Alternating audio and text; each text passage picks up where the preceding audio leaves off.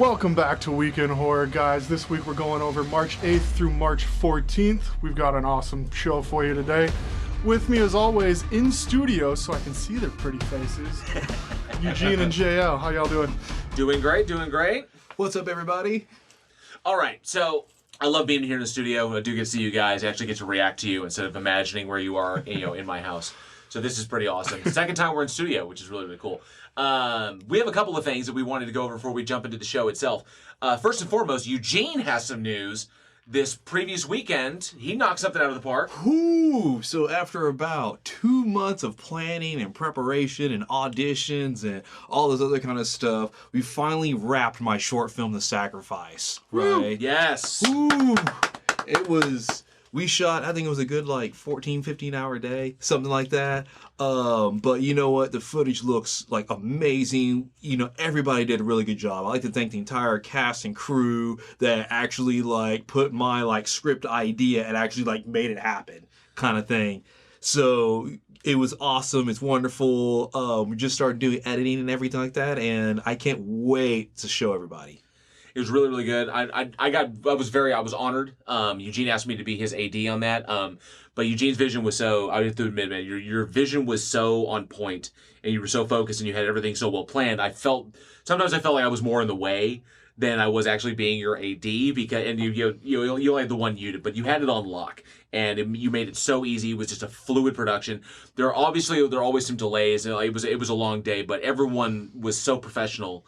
And especially, I want to give a big shout out to our DP, Andrea. Paulina? I'm trying to think how to pronounce the name. Palea? Palea, P-A-L-A-N-A, right? A. Paulina, but anyway, Andrea was amazing. The way she handled camera, the way she handled light, and the way she managed her people was just, the project could not have happened without her. But it was an absolute blast. I could be out there back on set. It'd been a while for me. It was really, really cool. But just being a part of that was so cool. I can't wait to see the finished product. I know it's going to be amazing. Oh yeah, it's going to be, so correct spelling, Andrea, P-A-L-A-I-A, right? Palea. You can actually Google search her. She'll come up as director of photography, right? Check out her work. Her work is amazing. She does obviously cinematography stuff. She also does just cam op stuff. She does just pure lighting and gaffing and all the other kind of stuff. So filmmakers out there who are looking for somebody to tackle that cinematography, highly recommend her. Absolutely. And of course, and the big congratulations there is Eugene got it in the can, and of course any filmmakers listening to this, that's the big hurdle, is getting it in the can. You can get it in the can no matter what you churned out or what you did or how you got there. That's the feather in your cap. And Eugene was able to knock that one out, and he's got it in the bag, and we're going to see it. I think it's going to premiere. Where's it premiering at? Or have you decided? I haven't decided yet. In Eugene's living room. I might try to set something up with maybe the Texas Theater or something like that, but I'll definitely keep everybody posted on, when it's going to premiere or what film festivals it gets into, because I'll be there, meet me, shake my hand, all sorts of kind of stuff, check it out, and it'll be awesome. Sweet. Fantastic. Also, and so big congratulations to Eugene. The other thing I want to do is I feel so bad because it took me such a long time, and I had to see it on VOD. I didn't get to see it in theaters. I finally saw Color Out of Space. And I gotta say, if you're a Lovecraft fan, which I am a huge Lovecraft fan, but if you're a Lovecraft fan, you will fucking love this movie. I've heard it's a little bit divisive, that some people will say that it didn't quite capture Lovecraft precisely, but I think it did as best you can. It's there's a fine line between capturing, you can't really capture, you can capture horror. That's very, very easy on film. You can see blood, you can see guts, you can see violence, you can see all that stuff. That's easy. But dread, real dread, is just way too personal. It's such a intimate thing, and people internalize that. And so it's easier to read and feel dread because you're kind of internalizing the character. But when you're watching it happen to somebody else, it's very hard to internalize that. But Color Out of Space walks a very, very fine line. And I think they knocked that one out of the park. Nicolas Cage was amazing, and Jolie Richardson was fantastic. The entire cast was on point. Tommy Chong was fucking sweet. And I know that everybody's going to think that throwing Tommy in there, Tommy Chong, given his filmography, that it's just going to be a goofy throwaway role. I guarantee you it is not. He is as on point as anybody else. That man has chops. That man can act. So he is really good. It's exactly the character you'd expect, but in the situation that is the color out of space. So it's such a really, really good movie. If you can, watch it on as big a fucking screen as you can. High def, 4K, High def, ultra, 4K, 90-inch, exactly, fucking yes. monster screen. Because in theaters, honestly, was the only way to really see this and appreciate it. So the bigger screen you can get it on, then go see it. Because I think it was in theaters like that long. And couldn't have been long. Yeah, it was barely out, and then all of a sudden it's on VOD already. So it's kind of like, but if you can see it, I plan to take it over to my friend's house. I think he's got like a 52 or 55 inch, one of those curved wraparound ones, and I plan to take it over there so I can watch it there. But it's a really, really awesome movie, so highly recommend it. Cool. Hey, did you end up seeing Invisible Man? I have not seen Invisible Man. Invisible Man. I have not seen it, but I have heard it is fucking amazing. Let's try to make it a point and go see it this week. We can talk about it next week for sure. I do want to see it. I hear Elizabeth Moss is fucking on point. Yeah. She's such a good actress. Oh, she's so goddamn good. There's somebody already made a meme. It was like, this isn't, not this Invisible Man. And then it was like the original Invisible Man. It's like, not that Invisible Man. Claude Rains. And then it showed fucking Drax at the bottom. And it's like, perfect. God damn it. If I stand perfectly still, I become invisible. I'm moving so slow you can't even see me. He's eating a chip. We can see you, dude. Damn it. Good shit. Oh, God damn, that was funny. All right, let's move into the week. JL, let's get it started. All right, we are going to kick this bad boy off with a good. I liked it. I enjoyed this movie. This one, the first one, the second, third, fourth, 15th. Yeah, the first one. March 9th, 1984 saw the premiere of Children of the Corn. So people might know that from the short story that Stephen King wrote, but this bad boy was directed by Fritz Kirsch, and the screenplay was by George Goldsmith. But it was based on this short story by Stephen King, and it starred Peter Horton, Linda Hamilton, and a host of other young actors who would go on to somewhat decent horror careers. Play roles in Barney. Yeah, I love how they just capped off right there. Like, they get on to some decent roles after that. So the plot, pretty much to summarize for those who haven't seen it, the summary comes along that Linda Hamilton and Peter Horton's characters are traveling across country, and they wind up in the small town of Gatlin, Nebraska, and then discover very quickly that they cannot leave Nebraska. They cannot leave Gatlin. There, for some reason, all the roads will not let them leave. And they discover that a cult of children has killed everyone in town and is worshiping this bloodthirsty deity called He Who Walks Behind the Rose. And of course, the last two adults in town get embroiled into this, and all wackiness ensues. It's an interesting piece. I can say there was drama behind the movie because originally Stephen King, who wrote the short story, actually did a screenplay for it, but his screenplay was rejected. It was rejected by the production company, and they hired George Goldsmith, to actually write a new one. And they decided to go with that one, and then the production changed hands, and they sided with Goldsmith, and that really pissed King off. King was not happy. He considers it one of the worst adaptations of his work. And then Goldsmith had to turn around and sue to get his name attached to it because the production company wouldn't attach his name. They only attached King's name. Oh. So he had to sue to actually get credit. So lots of fucking drama on this one, and apparently a bit of a turbulent set because they were shooting in Nebraska. It was really, really hot that summer, and it was just kind of brutal, and they're running around in the cornfields, and it sucks. But I enjoyed it. A nice little schlock horror film. Yeah, it was pretty cool. I actually saw this. Man, I was so young when I saw this. It was one of those. Like, just go in the Blockbuster, for people who remember Blockbuster back in the day, kind of thing. And Rip. Now, you saw when you were young, and that's interesting because King has a way of making very, very simple things scary. Mm-hmm. Okay, whether it be a car or it be a dog or it be a house or it be a cornfield. I remember watching Rose Red something as simple as a cornfield. VHS. Okay. And the very innocuous. And for children, that translated, imagine, probably scared the fucking shit out of you when you were a kid. Oh yeah, it scared the fucking shit out of me. And so the thing is, like, as filmmakers, we've learned, like, actually using techniques that you can make something scary. You know, just by shifting the light a little bit, kind of thing. If maybe you just get to see like a silhouette of something, you can take, like, say, like a toaster, right? You know, a toaster. It's a fucking toaster that sits on a counter. Dude, the Brave Little Toaster was a horror You know movie. the Brave Little Toaster. That movie was fucking scary. Okay, that's up there with Watership fucking Down, man. Watership Down, this shit was traumatizing. Who thought that was for kids? Who? Brave Little Toaster goes to Mars. How the fuck do they breathe? So taking a toaster, right? But the thing is, like, you light it a certain way. You shoot it from a certain angle. Doing like a slow push in. You start adding ominous music to it. And the thing is it registers in our brains that it's important. If you show something 2 or more times on screen, it comes across as important. Oh, okay, well, you keep cutting back this toaster. This toaster must do something. And then on top of it, all of a sudden you're adding music, especially you have the same ominous music, hits an object, you start associating that music with that object. And filmmakers play with this all the time, kind of thing. And so now you take a toaster that's just sitting on a counter, and now it's scary.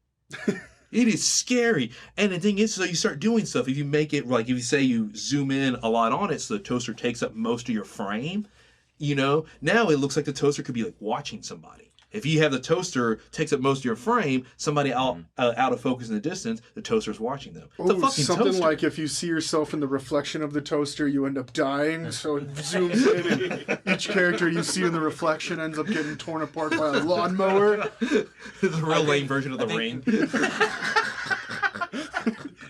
The devil's bread browner. It's called the ding. Ding! Ah! And so from a filmmaking perspective, yeah, it's about using techniques like Dutch angles. You like using that word, don't you? Depth. What? Dutch angles? Dutch angle. Well, if you go through all of our podcasts, you'll hear that probably 400. I think every time I say it, I think Dutch rudder. Yeah, no, that's why it's funny whenever just you rotate say the shoulder. That's it. Just rotate. We're doing self, but we're not gay. Yeah. But you grab your dick and I grab your arm. That's why we're in a studio today. But the notion of using Dutch angles, using twisted perspective, tweaking the light so that it reflects a certain way, or you get a particular kind of gleam or a halo or something of that nature. And then of course you add in music, you add in whatever video, if you want to do post effects or like that. But all of that goes to factor in. You like imagining a cornfield. The cornfield is very simple. It's a shit ton of fucking plants, but you hit it at a certain time of day when the leaves are shadowing to a degree. Okay, then you realize you're seeing less than what is actually there because everything is obscured. Then you have the motion of the wind that's traveling through it, and then everything is just kind of waving. Okay, so you lose a sense of depth. So as the characters that you have there are looking onto this very innocuous, it's a fucking cornfield. It's just plants, but you can't see beyond a certain point. You lose perspective, which creates a barrier, creates an unknown. Yeah. Okay, just like looking at the ocean. At a certain point, it's just water. Mm-hmm. And yeah, there are things in the water, but the odds, and logically the odds are you're not going to encounter anything, but the shit is still there. So there's a sense of dread. And so you're watching just from the environment. You do that simply with lighting tricks, catching it at a specific time of day, or shooting it, at the angles. Like I think a good example, In the Tall Grass. Mm-hmm. On Netflix was a really good example of doing that. You've seen. Oh yeah, absolutely. Yeah. So as they're first entering the field. Okay, then you realize things, the way you can have that moment, but you got nothing around them. There's no depth. There's it's just the action is so centered. So really, really good stuff there. And then, of course, you take Stephen King's themes. You're talking about 1984 here. When we started talking about this too, I was thinking like Rose Red, and then In the Tall Grass, and all the way back to even. What was the movie that he did before this? He did a whole series of shit before. There's been so many adaptations. He's got a continuous theme that I think plays really, really well in Children of the Corn. Because Children of the Corn, they get stuck in the town. They cannot leave town. Every time they try to leave, they wind up in the same place.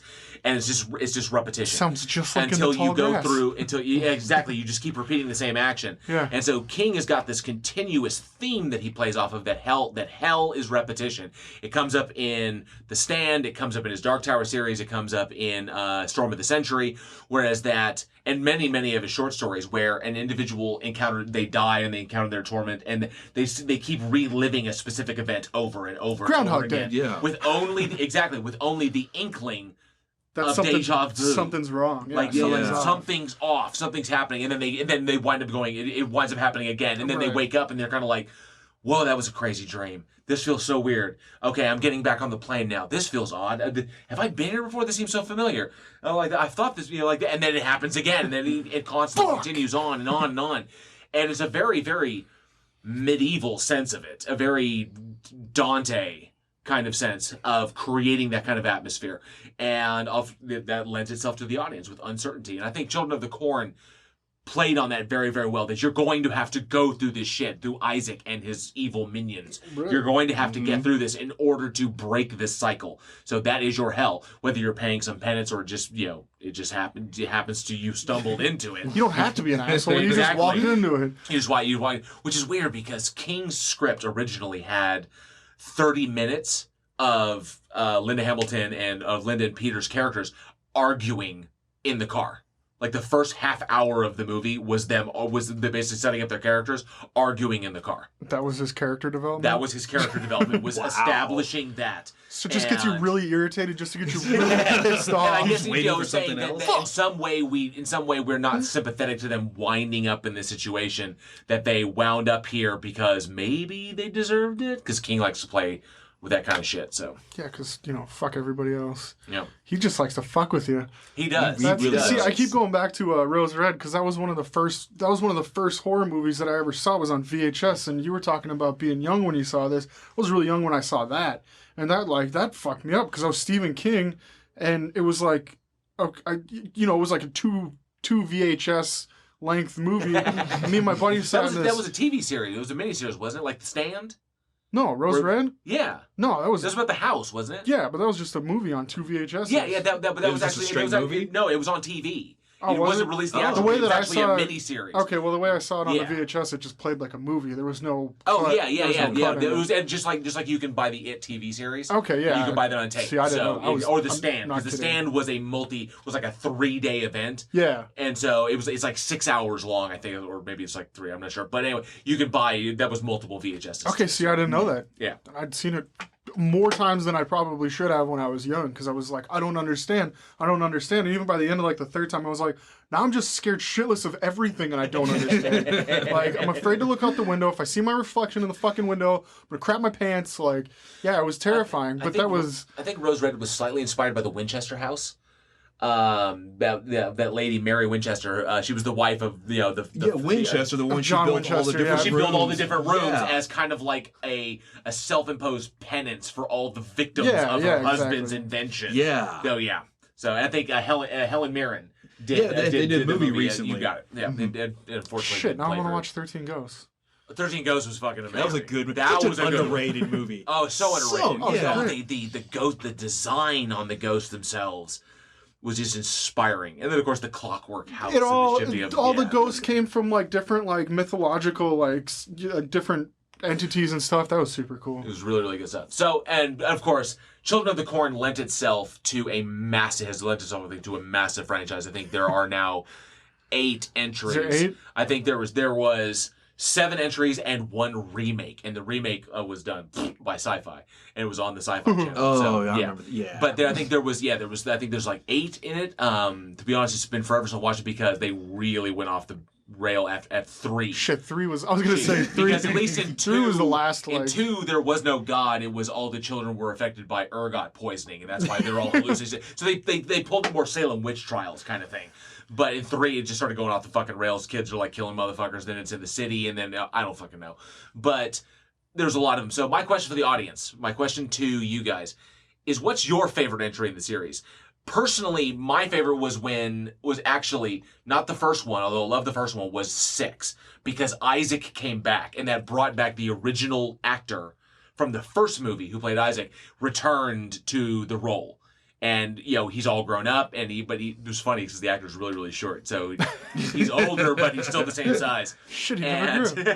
And he did not drop a single ounce of that character, and he just added all the years of his experience having grown up were just added to his pathos, and he was the sole weight of that movie, and it was just fun watching him work again. So that's my favorite, was number 6. But we'd like to know, the audience, what is your favorite entry in the Children of the Corn franchise? So I know Eugene has a really fun one next. Sure, we'll call it fun. Why not? It starts with an F. Yeah. So, the next one we have that was released March 10th, 1972, right? Yes! Because someone looked at this animal and was like, I want to do a horror movie. Because they clearly ran out of animals at this point. And that is the movie Frogs. Bud. Why? Sir. Kill. Murder. Death. Kill. And it was directed by George McCowan, right? And it stars Ray Milland, right? Milliard? Yeah, Ray Milliard. Sam Elliott. Sam Elliott. Sam Elliott. Very young mustache-less Sam Elliott. The best part, Sam Elliott, right? Also has Joan Van Ark and Adam Rourke in it, right? And basically, it in a nutshell. I gotta hear how Eugene summarizes this movie. So basically, it in a very, very rough nutshell is that you have this giant chemical baron who's against the environment and doesn't care and treats animals poorly and all this other kind of Fuck stuff. the trees, right? man. Yeah, I'm gonna do whatever I want. And you got Sam Elliott, who's a photographer, comes in and he's witnessing everything, and basically the animals start behaving strangely and they start becoming violent. That's Frogs. Nature has turned against us. Man. Probably should have dumped all those chemicals in the pond. I just got this image of this fat Southern dude, kicking a frog. It's like, bah, stupid nature. Dale Dimmy-Dome. Get the fuck out of here. Oh. And the frog's like, I got you. That's really fucked up too. Is I was looking at the poster of this while I was looking it up, and it's got a frog that looks like it's murdered somebody or killed. There's a hand sticking out of its fucking mouth, but there's no actual frog kills in the movie. Frogs don't actually kill anybody. You have fucking I think there were spider kills. There were spider kills. Yeah. You had someone get sucked into the swamp. There was an alligator kill. It's about where I fell asleep. There's an alligator kill in it. I think there's bats or there's birds. There's all these ways that people die because nature has turned against them. They're pissed. Okay. No tree rape for Evil Dead fans out there. God damn it. I know. But no frog kills. No frog kills. It wasn't like the frogs murdered anybody, but the poster had a frog eating a human. The hand is sticking out of its mouth. Very, very small human, apparently. Because or a really big frog. A giant fucking... It was both just fucking disappointing. I am sad to tell you there are no giant frogs in this movie. No, God damn it! See, what had to happen was they're like, okay, they're making all these animal horrors, so we're gonna do frogs. And then they're like, I can't come up with a realistic way for a frog to kill somebody. I don't care. But we've already dropped the trailer. We already dropped the trailer. Tell you what, we don't really have a movie, so we're just gonna make Sam Elliott take his shirt off twice, and we're gonna have him shave his mustache. That'll do it. So a mustacheless, shirtless Sam Elliott. You watch this movie, you are rewarded with a shirtless Sam Elliott kicking the shit out of an alligator. But he doesn't have a mustache. That's half his power. It's a mustache. So a depowered Sam Elliott beating up an alligator. Still kick the shit out of an alligator. Still kick the shit out of an alligator, which is a testament to the power of Sam Elliott. I hate the director now for that decision. No, Sam, you need to shave that off. No. And he's probably like, fuck no. He's like, I'll give you 1.5 mil extra. So, okay, now... It'll grow back. This fucking movie... Okay, it's an example of the underused subgenre of eco horror. Is pretty much where it's classified. But is there a reason that it's underused? Probably. And if I remember, okay, I've been racking my brain since we decided to do this movie, and the latest eco horror that I could possibly think of is The Happening. Don't say. Oh no, I thought about this too. Okay. Right? The latest eco horror movie, Birdemic 2. Oh fuck. Fuck me. And I watched it. Fuck, there was a Birdemic 2? It finally came out? There was a sequel. Holy shit. Oh god, that was terrible. That one fucking scene in the first one where the dude's got the shotgun and they're by the truck it was like a handgun. I can't remember, whatever. The dude was like, no! And then the fucking birds like kill him. It was terrible. Oh god. He's like, no! Well, okay. And I said The Happening. I said M. Night Shyamalan Ding Dong. Shyamalan. And I said The Happening. What a twist. But Birdemic 2 came out after The Happening. You know, so we got crazy, you know, we got weird puppet birds flying through the air. You know, after we had, you know, what? No, I wouldn't do that. Which is not making a genre look any good at all for like Happening Birdemic. Okay, but we can shit on The Happening just a little bit here because that movie I was like so excited to see. Yes. I was coming into an age where I was like going to see a lot of movies. I was like, yeah, this is, you know, we were doing a lot of weird shit with movies and all of them were good. The Happening looked good on the fucking trailers. We get to the fucking theater and halfway through I'm like, it's the tree. But why? And then you get that lady that's sticking the fucking, because they were, you know, the trailer showed that lady jabbing the sewing needle in her fucking throat, and I was like, wow, that's intense. And then or people just jumping off a fucking jumping off the building, and the dude getting fucked up by the lawnmower. I was gonna say the lawnmower doesn't cut away. He just like lays down on the lawnmower, but then fucking Marky Mark is like, no, he's like, dude, you could have fucking stopped that. I don't know why you're just standing here screaming at people that are killing themselves. And then he's like, oh, it's the pollen. You're like, really? Some pheromone that the trees are releasing is like. But they kept it a secret. It was such a secret. And then you go and see the movie and you're like, that's it. They kept it a secret because people knew the secret. They wouldn't see it. But they thought it was so good. They thought that twist was so good. You know what? I mean, for what it was, they pretty much squeezed everything out of it. The village twist was better than the tree twist. Okay, you're stretching it there a little bit. Okay, at least okay. I can at least say the village surprised me. I didn't expect them to be living in a nature reserve. Yeah. I wasn't expecting that. Okay, that's fair. That like was modern day exactly. going on. There was modern day outside. Yeah, okay, they had done this. Yeah. I was not expecting that. Okay, unlike like fucking Signs. Swing away, Jack. Swing away. Oh, it's the water. Oh. Okay, I saw that coming 3 miles away. Okay. God, these movies were a lot scarier when I was a kid. Yeah, I was thinking The Sixth Sense was scary. Yes. Okay. Because I don't care who said, none of y'all motherfuckers knew Bruce Willis was dead. No. You didn't know. No. We didn't know. Y'all didn't know. Everyone's like, oh yeah, I figured it out about halfway through. Fuck you. You didn't know that Bruce Willis was dead. That movie was fucking scary as shit. At the very closest, it's when the scene when they walk by the classroom or whatever with all the bodies hanging and stuff.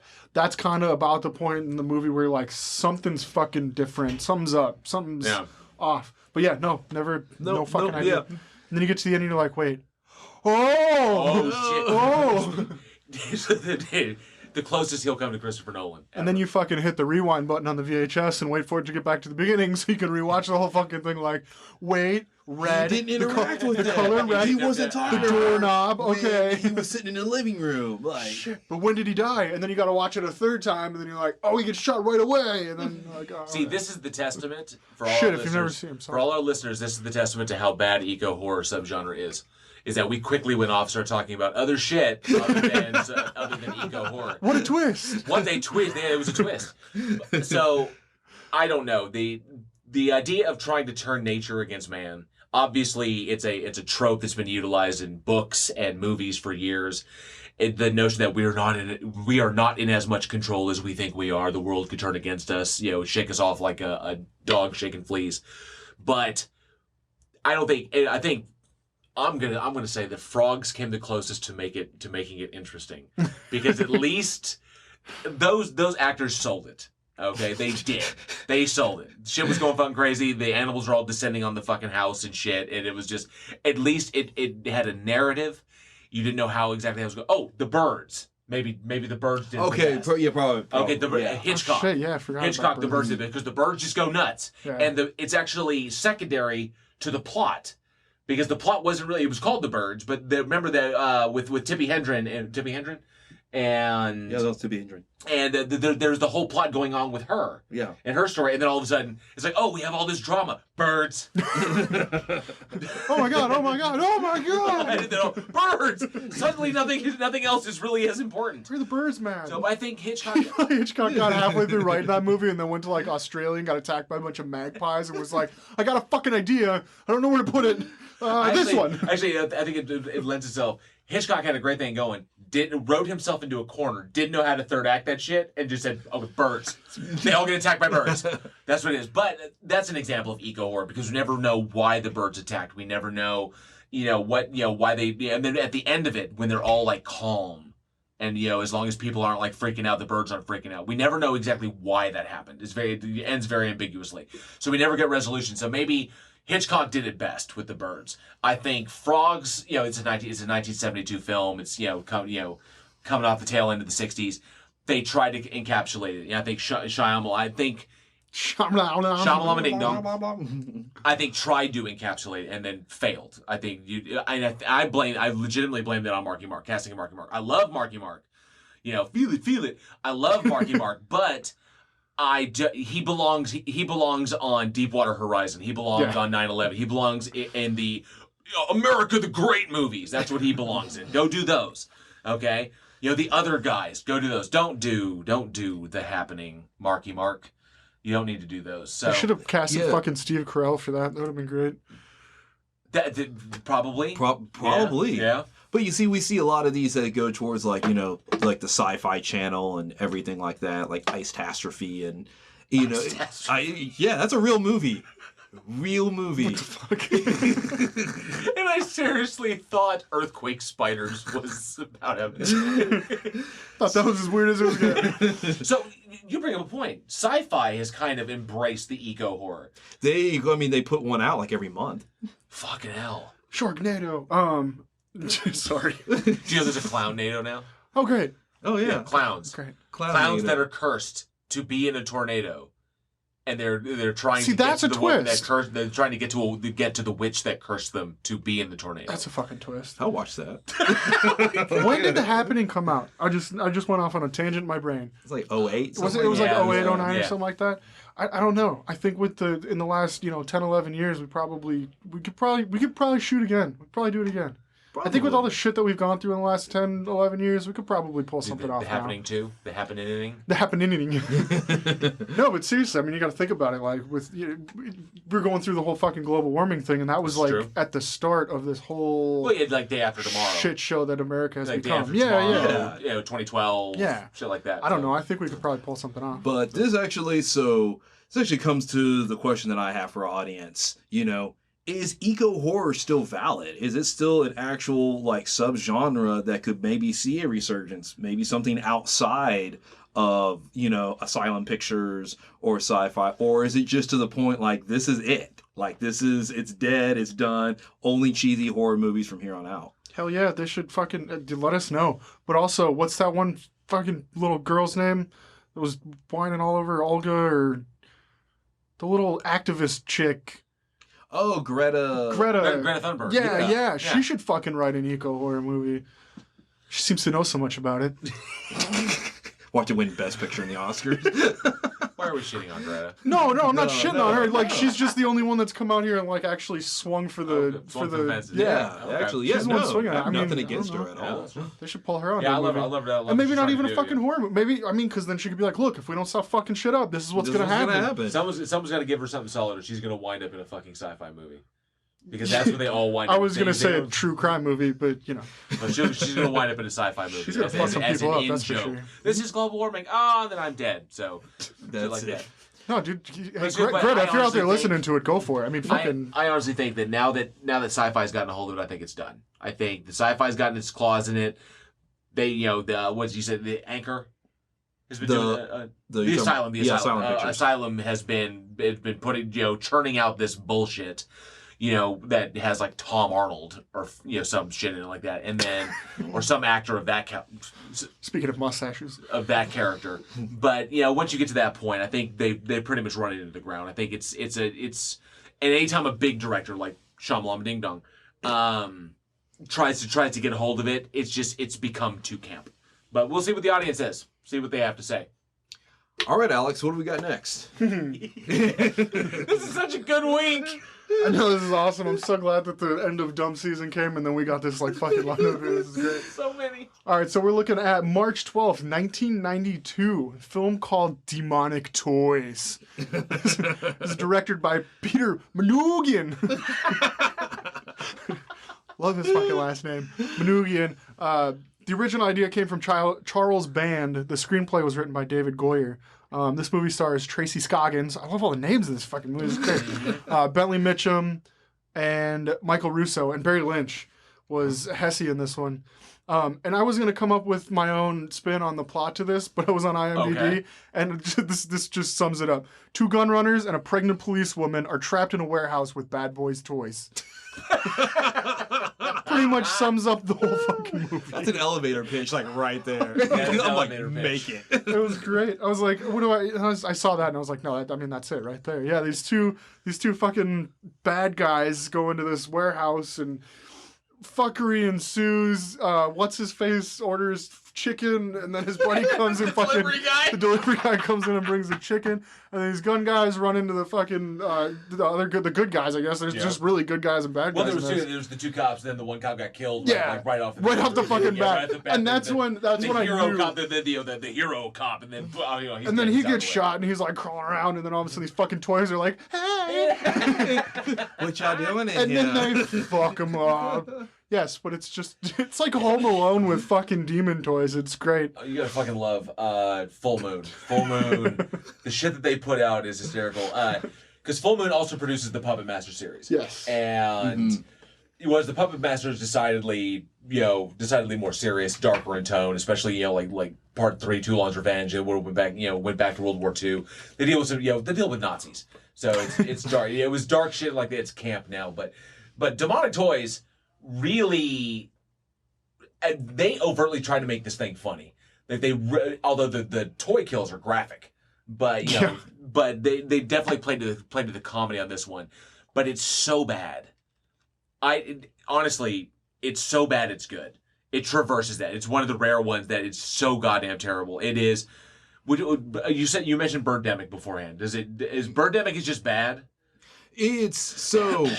I would put it along the lines of say The Room, where it's so bad, but it's still entertaining and fun. Yes, it definitely is. It definitely is a fun one, especially with the Jack Attack. The Jack Attack one that was it Teddy Bear. Oopsie. What was the baby doll's name? Fuck. Yeah, it was like oops. Baby Oopsie or something like that. And then, of course, when the teddy bear turns into the giant teddy bear.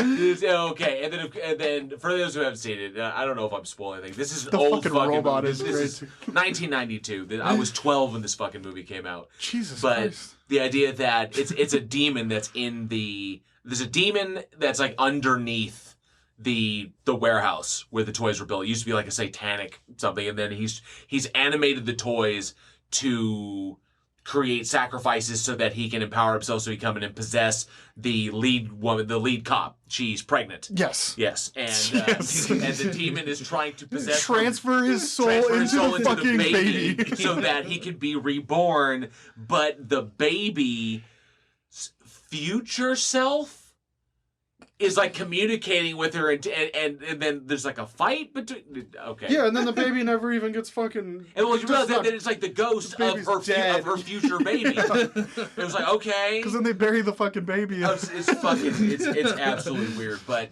definitely check it out. The kills are fantastic. They are an absolute blast.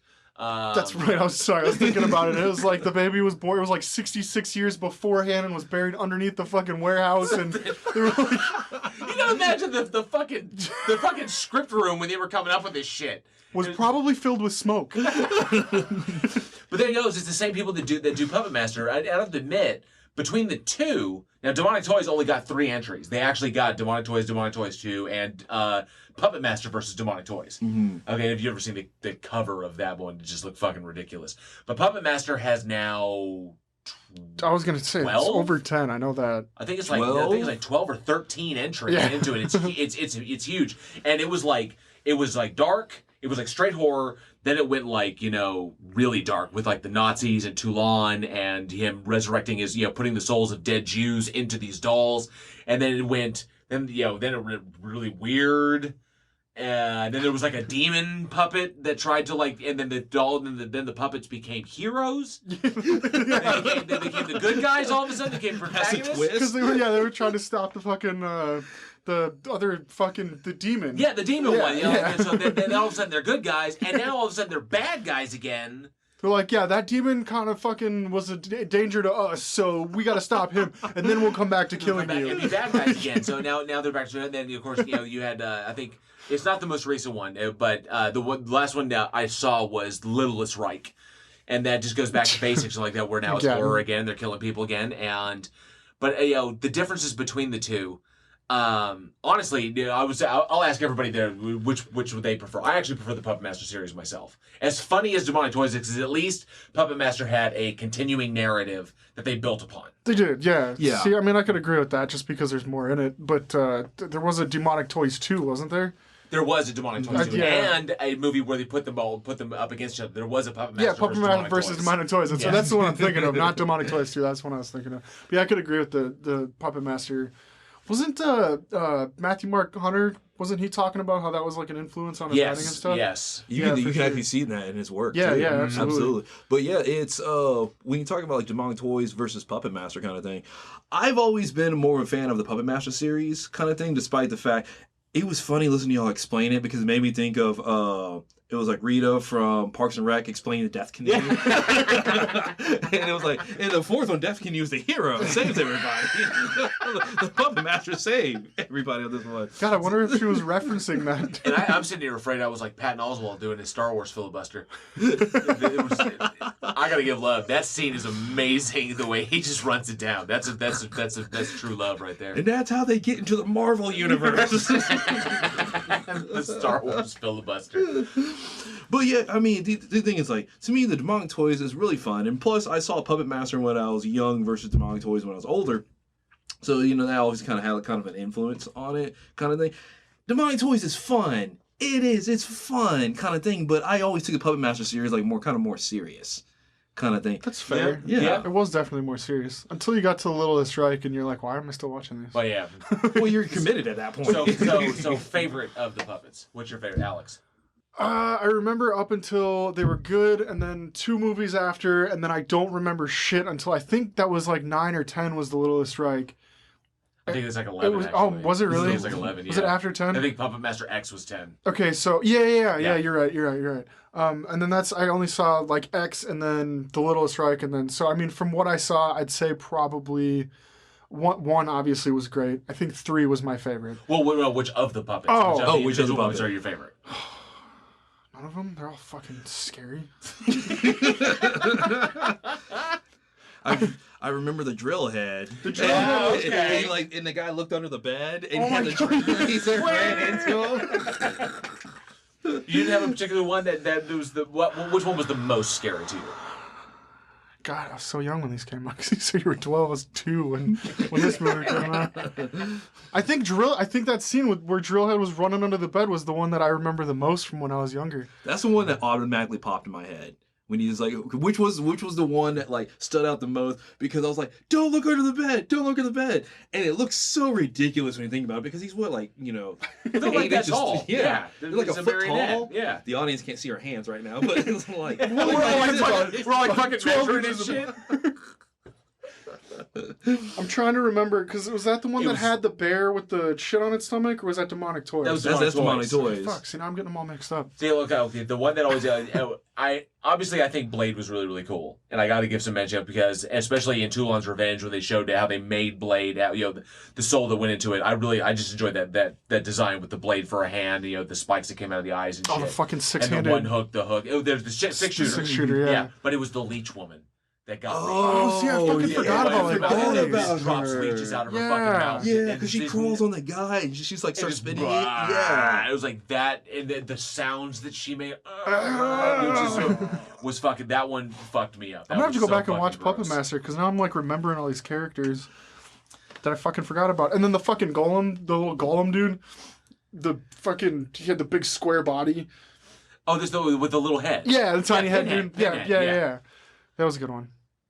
The designs were decent. The designs really were. Yeah, I mean, So- but when you're talking about, the Puppet Master versus the Demonic Toys, now I'm like, fuck, which ones were which? It's like, shit. Well, Demonic Toys had so few. They had like Jack Attack. They had the baby doll. They had the teddy bear. I think there was only like 4 or 5. there was the other, fuck, what was the other one now? Teddy bear? Yeah, whatever. I gotta go back and watch, now I gotta go back and watch all the fucking in-between movies, because I was cracking up so hard with that fucking, tried the whole soul trying to get into the fucking eggshell, and oh my god. What a movie. Anyways, Yes. so talking about that, and we've got like the Chucky movies, and you got a couple of doll movies that have come out recently, or I'm sorry, Child's Play, if you will. Do you think we could remake some of these? Like you said, Puppet Master ran up until pretty recently. But Demonic Toys, do you think we could remake this, or should we leave it in the fucking 90s? I think it probably needs to stay in the 90s. Yeah, I think it's 90s just- fodder. I don't know. I think with all this technology now, it'd be hard to remake like a puppet movie, like a. I think you could do it. I mean, Child's Play still made money. I think What's Her Face made that whole movie, but Aubrey Plaza. Yeah. She, I love Aubrey Plaza, but I don't think she was worth it. That was just a script. It was just like, okay, I'm just doing these fucking lines. But But that's her fucking disposition. As much as I love Mark Hamill, it was the fact that Brad Dourif was not the voice. Yeah. That it was not Charles Lee Ray, because it's him as Charles Lee Ray that made those fucking movies. Yeah. Brad Dourif Nobody could laugh like him. Exactly. And, Brad Dourif running that character is what made those films. And you put Mark Hamill, and then once the voice changes, although it sounds like he's kind of trying to do a creepy version of Brad Dourif's voice, I don't know, but and every time I hear Mark Hamill, I hear the Joker. Whenever he twisted up, so I listen to fuck yeah. exactly. So you always hear inflections of the Joker, and then I was kind of like, I can't break away from that. So I think, as much as I love Mark, I think casting Mark as the role, I think hurt the film. Yeah, you think so? I do. I think they probably casted him because he's one of the few. Is like his voice is so recognizable, but it felt like Mark Hamill was just trying to recreate the voice instead of making the character his own. Yeah, that's what really hurt it. So yeah, to remake or not to remake, and I say I also vote no. Don't remake this movie, because I heard rumblings that there might be that they might be entertaining the possibility. Just like I think I recently heard that they're thinking about a sequel to we talked about it, but we talked about it beforehand. God damn it! Fall off my chair. I talked about it on when we were doing the script breakdown. Oh fuck it, I can't remember. It'll come back. It'll come back us. See, now I remember you talking about a remake or something. God damn it. Anyways, let's keep it moving. JL. Oh shit! A sequel. It follows. See? Oh yeah. We haven't got there yet. Shh. Foreshadowing. Yes. Okay, it is my turn. Let's see. Speaking of little things, and never mind, we'll talk about this in a minute. So yes, we do have an excellent one. This one also one of my favorites, and arguably probably one of the best made. March 13th, 1981. We're going back and checking out The Howling. Easily one of the best werewolf movies. Oh, absolutely. Easily. Directed by legendary director Joe Dante, and screenplay by John Sayles and Terrence H. Winkless. Based on the actual book, The Howling by Gary Brandner. This starred, Scream Queen Dee Wallace, Patrick McNee, Dennis Dugan, Christopher Stone, and Belinda Belinda Bolaski. So sexy. No, she was a hottie. And I think it was, people might recognize him. I think it was Dennis Dugan. Dugan. I think it was Dennis Dugan. God, we have some cool names this week. I know. We do. Absolutely cool stuff. Dugan. No. I'm sorry. It was Christopher Stone. Christopher Stone also was with Dee Wallace, and because they were married at one point. That's because she was D. Wallace Stone for a while. Oh, that's right. And then she Whoa. Whoa. yeah, for a while she was D. Wallace Stone because she was married. She was married to Christopher Stone. They were in the Howling together, but they were also in Cujo together. Oh shit! Yeah. He played so in the Howling, he played her husband in the Howling, but in Cujo, he played the guy she was having an affair with. Yeah. So, but yes, a fantastic. What a weird relationship. Absolutely awesome cast. For those who are not familiar with the Howling, because this is one of the older ones. It's about a duck. And like Eugene said, arguably probably the greatest werewolf horror film ever made. Just one of my personal opinions. The plot pretty much follows a reporter played by Dee Wallace who gets on the trail of a serial killer. And then while she's trying to help the police track down the serial killer and trap him, she winds up discovering that he is not exactly human. And then in attempting to deal with this, she goes off to this retreat and gets wrapped up in this colony of werewolves that are like existing outside of kind of like outside of society. So, but yes, an excellent fucking movie, especially to the thanks of Rob Bottin. Oh yeah. So the one thing that's like lauded about this film is like the werewolf transformation, which is like one of the best. Which is one of the best transformations, like period, hands down. So originally, the special effects was going to be Rick Baker, which we've talked about numerous times. Yep. Absolutely, so many. Poor guy. He was so good. He's like the one guy. That was it. And so, but Rick Baker actually left production to go work on American Werewolf in London. Oh shit. Oh, okay. You actually just hit me with knowledge I didn't know. I did not know that. Yeah, he was first slated to do it. I guess that probably worked out better anyways. Well, I don't know. Both. Shit. Go yeah, ahead. yeah. Well, I mean, but both of them are really good. So, Rob Bottin ended up taking over, right? And the biggest one, we get the transformation of Eddie Quist. And what they use is they actually use latex, right? Latex facial applications that they actually put on his face, and then they actually hid in air bladders that they would inflate. And so as these air bladders inflated, it would like peel through skin and stuff. So you get like a pulsing kind of effect as like the skin's being torn off, and you have features start going through. And they actually mix that up with a little bit of stop animation on top of that to get that like full transformation kind of thing. It was brutal. Robert Picardo sold that shit because Robert Picardo played the serial killer. Yeah. And for those who know, Robert Picardo was also the Doctor in Star Trek Voyager. And he was Meg Mucklebones in Legend, just to throw that little intro you out there. But yeah, and he sold that shit. That How cool would that be as an actor, knowing that you're gonna look like a badass motherfucker transforming into a werewolf? Badass like motherfucker. You could just play. Take your best shot. So, but one of the things that was harder because they invested so much into that like initial transformation. So when you get the transformations later in the movie, it's like, well, budget wise, we got that one good one. We got the good one. Yeah, we got the good one. That's it. And then everyone else was contact lenses and fake teeth and maybe some claws. Was pretty much it because they blew all their budget on and that was such a protracted transformation time. It wasn't like quick, like say, I think one of the other best ones I've ever seen Twilight. was fuck off. Fuck off with it. Don't put that evil on me, Ricky Bobby. But the absolute one of the best was in Hemlock Grove on Netflix. Oh hell yeah! The Hemlock Grove transformation yeah. was next fucking level. Hell yeah, it was, dude. So that was scary shit. That was fucking freaky. You're kind of leaning into the couch like, oh fuck, please. It's like that looks really fucking painful. So and then the wolf eats the remains of everything. It's so gnarly.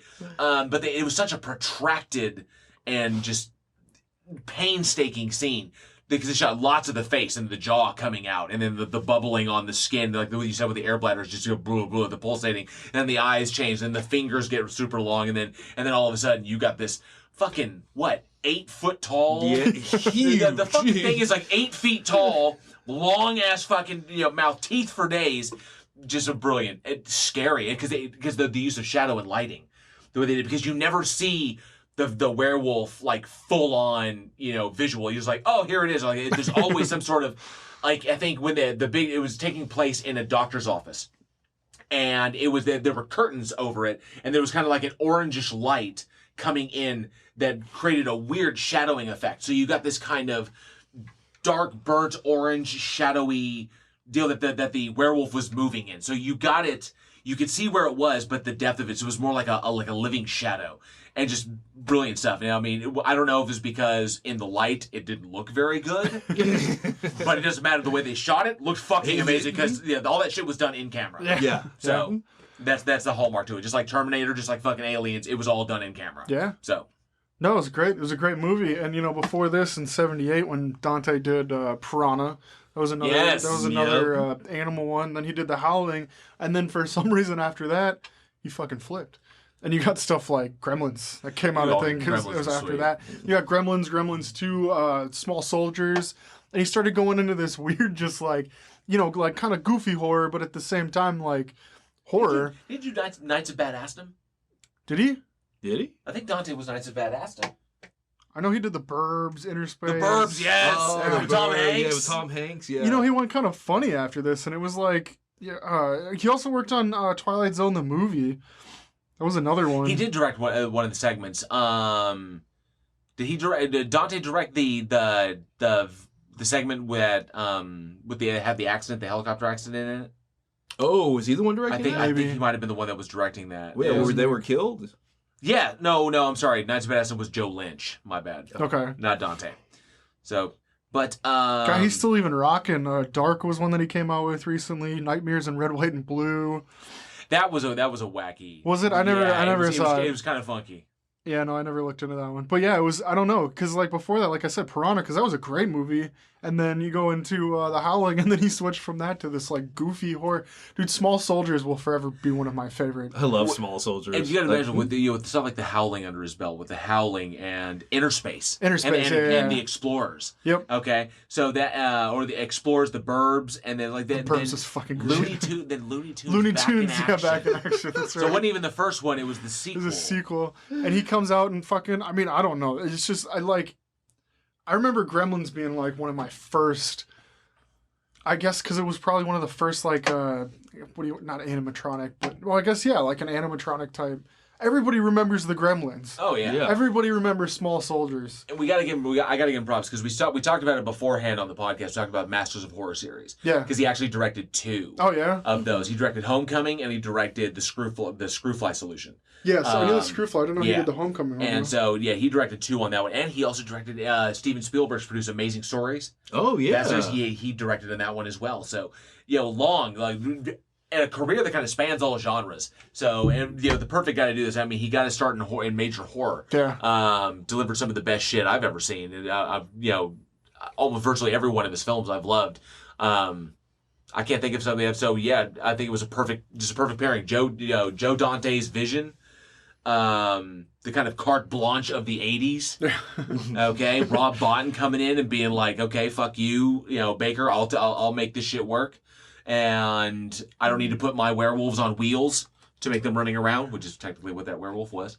No disrespect to American Werewolf in London. Shit on American I love Werewolf. that movie. That I great. love the movie, but the werewolf always kind of got me because it was on all fours. You never saw its back legs. It just kind of went, and you could tell it was just a prop on wheels. You leave the 80s alone. Yes, but these werewolves were fucking amazing. That's my question to the audience. Were these the greatest werewolves ever? I think that they were. Some people might disagree. Some people think Hemlock Grove. Some people think, fuck you, Alex Twilight. Oh my God, giant puppies is what they were. But I was making fun of you, dick. but the Howling werewolves, were they the greatest werewolves ever? Do you think they were the greatest werewolves ever? I think they do, but let us know. We'd love to hear what you think. And I think Eugene is we kind of spoiled it, but Eugene's gonna close us out with one last one. Take it away. So I was going to surprise the audience. Thanks, Alex. With her last film, which is one of my personal favorites that came out this past decade, was released March 13th, 2015, and that's the movie It Follows. Right? It does? It follows. It follows. It follows the Howling. It's directed by... See what I did there? Wow, really? So this will be my last episode. We're getting tired. Before I get replaced. And it was directed by David Robert Mitchell, right? And it stars Micah Monroe, oh man, it's a Danish movie. I'm sorry. Speaking to Deutsch. I'm sorry. Keir Gilchrist? Gilchrist and Daniel Sato, right? And basically what ends up happening is you have a girl starts dating this guy, right? And they go and they hook up. And all of a sudden, and then as soon as they hook up, the guy reveals that there's a monster that's been chasing him. It's this entity, right? That it can take the form on anybody you know or a complete stranger, but it's always chasing you. And so because that they went and they had sex, it's going to start chasing her and will always chase her until she has sex with somebody else. Mm-hmm. And the thing is if it kills whoever they're going after, it starts working its way back down the line. So even if you can't just go off and have sex with somebody else and be like, okay, I'm done, I'm free. Well, then it can kill that person, then it'll start going after you, and you will never know it, kind of thing. Could you imagine like trying? Okay, go fuck somebody else. All right, no, you go fuck somebody else. No, you go fuck somebody else. Go. We need at least 55 of these so that I can have. The one thing that got me about this was how disorienting the film was. Seriously, man, you're talking about the camera angles like we were talking about in the breakdown. 360 fucking work on that, and the lighting, and at every point in the movie you're like, wait, but like, because you got, like we were talking about, you got old stuff, you got new stuff, you can never tell what the time is, you can never tell like where you're at. Sometimes you'll be like watching, you're in one room, and then the camera will like pan really fast, and then you're like on the other side of the house, or on the other side of the shot from where you were, and like, I don't know, I went back and I watched this because I was like, fuck, I haven't seen this since 2015, and so yeah, I don't know. We talked about the disorientation. I really looked into it, and yeah, all the lighting, it's just the way that like some of the shots will light from one side and it'll make the room look different and then yeah, I don't know. You guys are filmmakers here. You know how they fuck with that stuff. I couldn't understand. You get through it and you start really looking at it. It's like, how the fuck did they do that shot? You know, and they'll be in the room and they'll just spin around in a circle and. Yeah, I don't know. It's with the 360 shot, because the film opens up on a 360 shot, straight up, right off the bat. But what it does is, and it's surprising, actually see this more in horror, because the first 360 shots are hard to do, is that you never get a sense of safety, that it's all around you. Because most films are shot, the camera points one way, and so you're not worried about things that are happening behind the camera. It's just the fourth wall, right? You have the character, you have the things that are in front of you, and that's it. With that 360 shot, it basically tells the audience the creature can come from behind the camera. Yeah, kind of thing. Everywhere is dangerous. The scary shots are like when you see something out of the side of it, but it keeps moving in a different direction. You're like, no, go back. Yeah. But it doesn't. Oh fuck, it's behind me. Oh yeah, when they're in the school and they're talking, trying to get like the records and stuff, and the camera's doing its 360, and then you see it walking off in the distance, and the camera keps going, and it goes right back to him. But then you feel like it's behind you, and it's like shit, go back, and it never does, and you're like, oh my god. It was really excellent. I love obviously the composition, set design, everything of It Follows was really fucking good. Both a combination of both modern and and an almost anachronistic feel, which leaves the viewer disoriented. But the notion of taking what the director did is taking the cautionary tale of sex, and while in an interview he said that the film was not intended to have like any deeper meanings to it, because a lot of people saw it as like an allegory for like the HIV epidemic or sex before marriage, stuff like that, the dangers of it. But he did focus on the idea that it's sex that gets our lead character in trouble, but it is also sex that frees her from that trouble. that gets her out of it. So he wanted the dual nature of sex, and the idea of that is what he played with. But it had a ton of different interpretations. But you could take it as a cautionary tale. You could take it as I don't believe it's an abstinence before marriage film. I don't think it's trying to press any kind of ideology, but I think it took the notion of the it is also something like kids think about sex. Oh, they're doing it. That the notion. So if you think about it in that context, how it follows, because we are a sexually primed species, and we are constantly, hell yeah, we are. As Joe Rogan has said, we are obsessed with sex. And it does. It follows us around everywhere. I mean, we trail it behind us. We're constantly looking for it, and we're constantly surrounded by it. So it does follow us. The notion of this ever looming elephant in the room that is just, you know, it's always on our mind. We see someone attractive, it's like, oh, it's there. It's constantly at the back of the mind. So with that, I think it lended itself to multiple interpretations. You know, for people to take away, because even today, 2020. Sex is still such a taboo topic in America. Mm-hmm. You know, from our puritanical, you know, roots. You know, from the 1700s. You're hanging out with the wrong people, then. Just kidding. No, those are those quiet groups that are expressing themselves, but you don't do this shit in public. But absolute brilliant film. If you haven't seen it, definitely check it out. The performances were on point. And I heard a terrifying idea. You know, when I went back and checked it out, there was something very, very scary that came up. That there could possibly be a sequel. No sequel. No, it's a one and done kind of thing. Yeah, it's you keep it straightforward and everything like that. So the thing is audience, should there be a sequel? I say no, but let us know in the comments below if there should be. Yeah, I don't think there should be either. No, absolutely not. We'll close it out at that. Fucking just leave it there. Yeah, it was good enough. Yeah. Well, close it out this week. We only have one thing on the list, right, Alex? Just yeah, we sure do. Pay our respects. Unfortunately, it's in memoriam. God damn it. Yes. In memoriam, Anton Yelchin.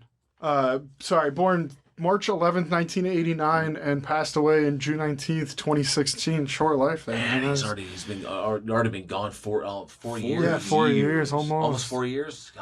God, it sucks because he was such a great actor, man, and that he was in Star Trek Beyond. I think a horror film, Green Room. Yeah, we were talking about Green Room too. Absolute best. He was so that and Odd Thomas. I loved him in Odd Thomas. Odd Thomas, he was that was such a good movie. Born to play that role. It was such a tearjerker. He couldn't. I'm messing up just thinking about it. Nobody else could fucking play that role for sure. Alpha Dog too was another good. Oh, he was fantastic, and he was also good. He was also good in The Beaver. He played Mel Gibson's son. Yeah, in that one, just the angsty son who can't deal with his depressive father. Whatever role he tackled, I love that Anton continuously took on roles that challenged him, that took him out of his comfort zone. A good one. Bearing the Axe.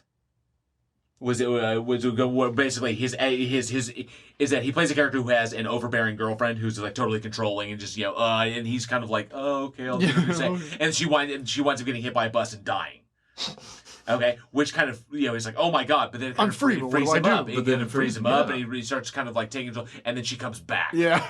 So because she before she died, she wound up like cursed by some object, and then she dies, but then she returns. She's like, oh, love brought me back to it. She's a decomposing fucking zombie and shit, and she's slowly falling apart. She's like, I still love you, and then he's like, yes, I do too. But then no, dude, that. But I want to leave you because Alexandra Daddario is in this, and I saw her in True Detective, and oh my god.